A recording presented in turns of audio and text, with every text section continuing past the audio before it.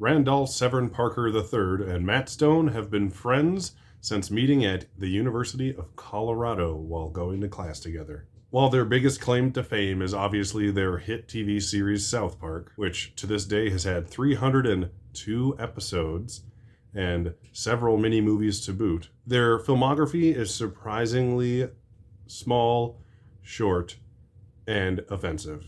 I'm going down to the basement 'cause I got some time that's free. Spoof movie, summer. I want some good Bailey laughs, but I really don't wanna think. Spoof movie, summer. We had fun until cancel culture took them away. Cannibal the Musical, or originally titled Alfred Packer the Musical, was shot in 1993 while the pair were still going to college, but wasn't released until 1996 from the good people at Troma Entertainment. The film tells the true story of Alfred Packer, who is a real person, but the movie is this kind of true. He's a legend in Colorado who was on a mining expedition, but his crew was lost and doomed to resort to cannibalism. Trey Parker, being a Japanese and music major, why is it that no filmmaker ever went to school for film, it seems like, was right in his wheelhouse with this movie because it is a musical. All the original songs are surprisingly good, especially for a first-time filmmaker. And he used the Japanese exchange students at their school to play the Native Americans in the film. The film was shot on a very low budget, an estimated $125,000 overall. I really enjoy this movie. It's funny and charming. The songs are extremely catchy and memorable, and I personally thought it got better and better every time I rewatched it.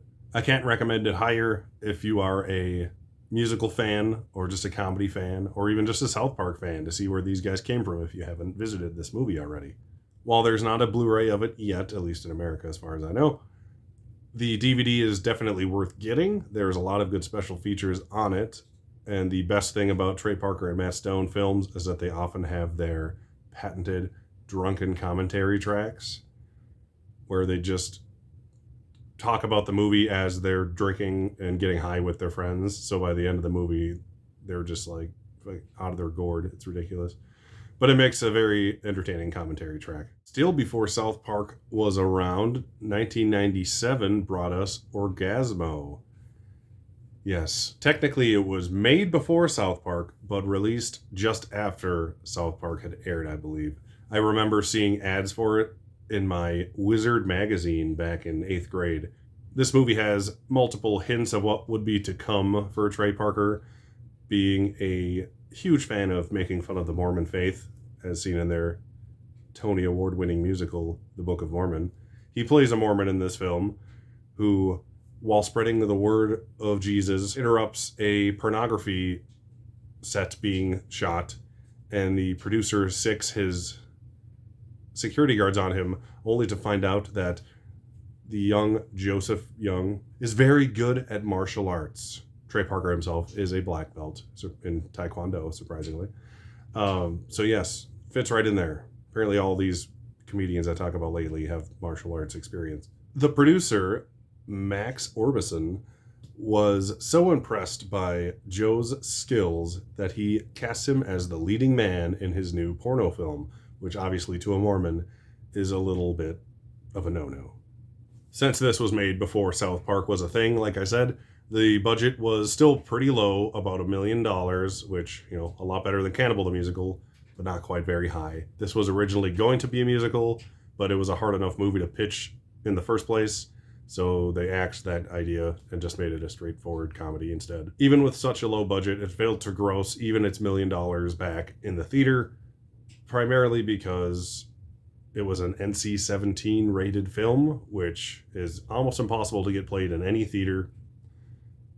It's the only NC-17 movie I own, I think, oddly enough. So luckily, it was able to gain a following on home video. There is a Blu-ray of it that is available from Universal on Groove.com is where I bought it.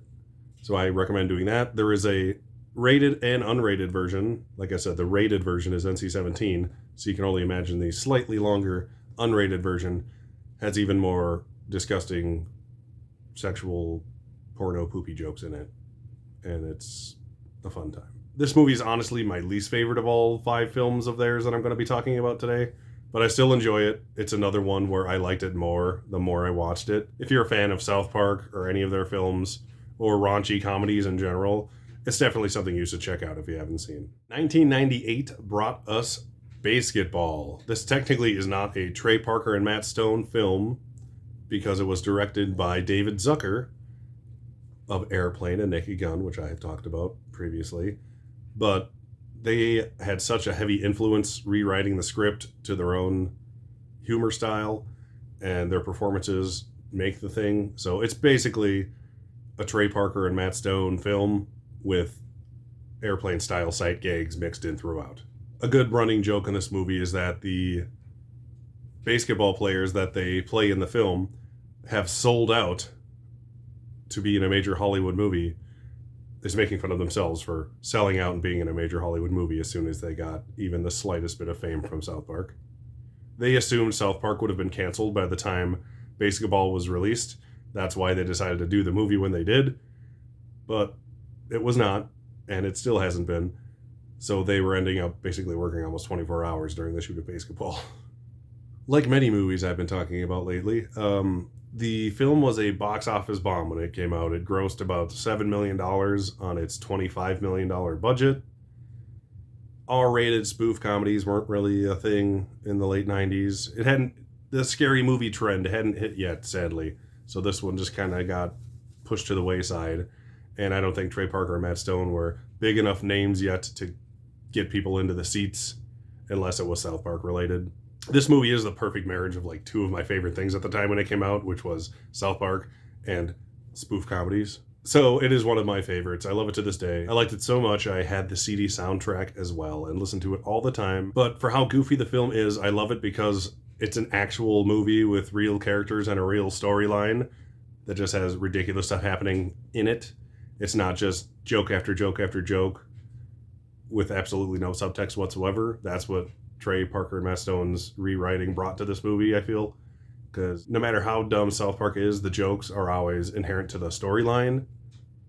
They're not just there for a random stupid laugh, and I've always respected that. Nothing wrong with a stupid laugh, but if you can do a stupid laugh that means something, then you get double the points. This film is also available from Universal on Blu-ray, which I own, and just got a re-release within the last couple weeks on Mill Creek, actually, or from Mill Creek, that makes more sense, on Blu-ray. I believe the Universal version has slightly more features on it, though, so if you could still get that version, I would do that, because they're pretty much the same price. 1999 brought us South Park, Bigger, Longer, and Uncut. It only took 2 years for the hit show to become a hit movie, and wow, does this movie mean a lot to me, not only because it's fantastic, it was a critical and commercial hit at the time. It was Academy Award nominated for its Best Original Song, which it should have won. Had it won, Trey Parker would be an EGOT winner, along the likes of Mel Brooks, who I spoke about recently. I have a lot of memories surrounding this weekend I saw this in theaters, like more than my memory doesn't work anymore, pretty much. But this weekend I remember like so much for some reason. I had just gone camping with a buddy of mine for a few days. I got horribly sunburnt. Horribly sunburned on my face, mostly my face and like my shoulders, to the point where while at the theater the following day when we got back from the camping trip, I was literally peeling off my own face, like waiting to get into the screening. I remember like the girls working there just like from behind the counter. Anyway, who would have thought a year later I'd be working there, right? But the day I saw this, I saw a triple feature. The first thing I saw that morning was Wild Wild West, which even as a 12-year-old, I knew how bad it sucked. And I was very disappointed in that, but whatever. And the next film after that I was going to see was South Park. But being a 13-year-old? 13 going on 14-year-old. There we go. I don't remember how old I am. My friend and I were like, yeah, let's get tickets. Not thinking like, oh, right, it's rated R and it's South Park. They're going to give a shit if you're old enough to see this movie. But, you know, we didn't sneak in. We weren't little bastards. The fate of the movie gods was with me that day. And my older sister just happened to be leaving the theater at the exact same time I was trying to get tickets for South Park. I didn't know she was there with her friends. So she bought us tickets to go see South Park. And this was also the weekend of her graduation party from high school. So my entire extended family got to see me with my face peeled off. So that's just another thing that happened this weekend. I was busy that weekend, apparently.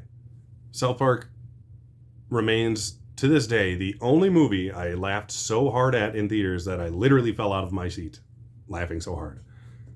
It was during the Uncle Fucker song, if anyone's curious. It was the funniest film I'd ever seen, at least that's what I thought at that point in my life. And I mean, it changes depending on the mood you're in and how many times you watch a comedy. Obviously, the jokes get old and so forth, but it's still easily one of the best comedies I've ever seen. And if you're curious, the third movie I saw after that was Big Daddy with Adam Sandler, which, while funny, was not nearly as entertaining as South Park. So, while it's one of the better Adam Sandler movies, can't hold a candle to South Park as far as giving me belly laughs goes in the theater.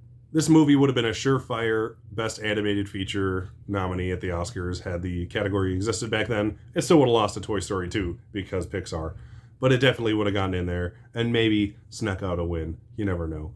But it grossed $83 million worldwide on a $21 million budget, which, as far as their film careers goes, it's obviously the biggest hit of their career so far, and would be to this day.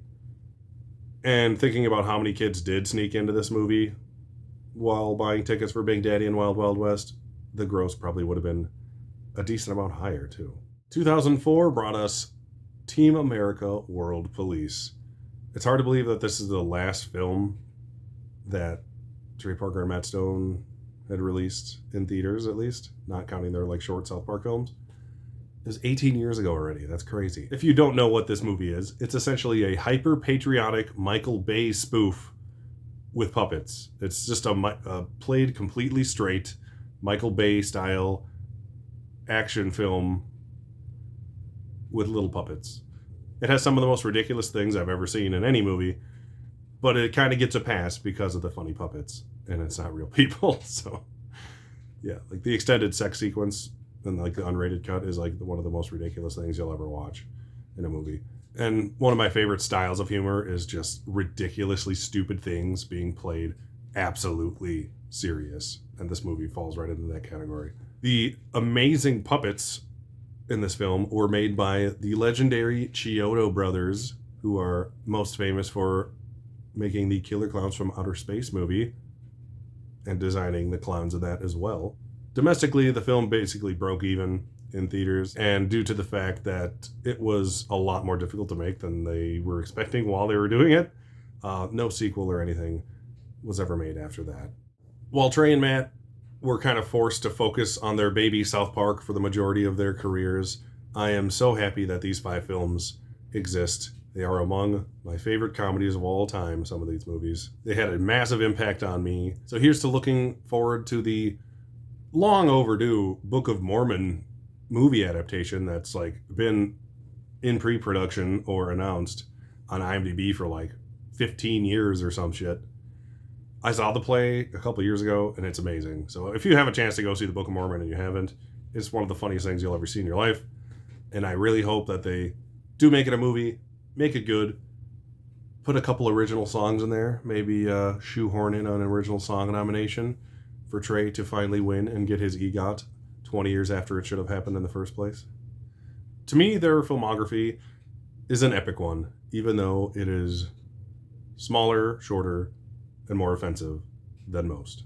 My name is Derek the Convicted Cinephile. Thank you for watching, and I'll see you next time. Talk, shop, pop, movies.